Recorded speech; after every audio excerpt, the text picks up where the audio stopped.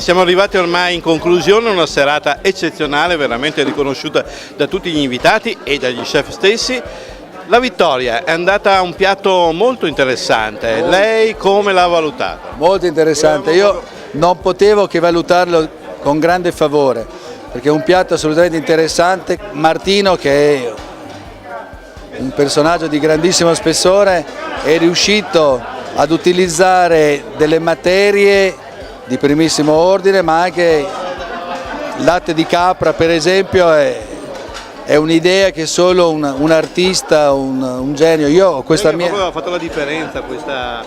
è molto importante, non dimentichiamoci che lo chef crea, quindi la cucina è un'arte a mio modo di vedere. Comunque un livello medio elevatissimo, veramente tutti i piatti che sono arrivati in finale eccezionali. Devo dire con molto orgoglio che quest'anno abbiamo avuto poche idee ma molto chiare, abbiamo avuto più ristoranti, abbiamo avuto più giovani, abbiamo avuto più donne, quindi sotto ogni profilo non posso che essere assolutamente felice, contento e entusiasta. Il premio, il festival cresce sempre, il prossimo anno se avete già un appuntamento da ballare, cioè c'è sempre fermento. L'importante è che cresca bene, faremo sempre del nostro meglio.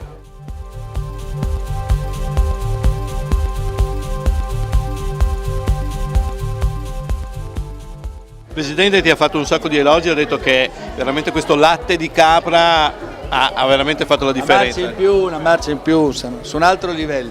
È stato un colpo di fortuna, no? L'avevamo studiato, provato e secondo me stava bene aggiungere un latticino al baccalà per dare una nota di freschezza, è un po' acida, il baccalà è un po' grasso, risulta in bocca, perché io lo cucino sottovuoto con dell'olio che risulta sempre un po' grasso. Il latte di capra è una densità molto alta, mi ha aiutato, poi emulsionandolo viene fuori la salsa iniziale sotto, la nota amara ce la dà il verzottino che viene cotto sottovuoto per circa 5 ore e poi grigliato.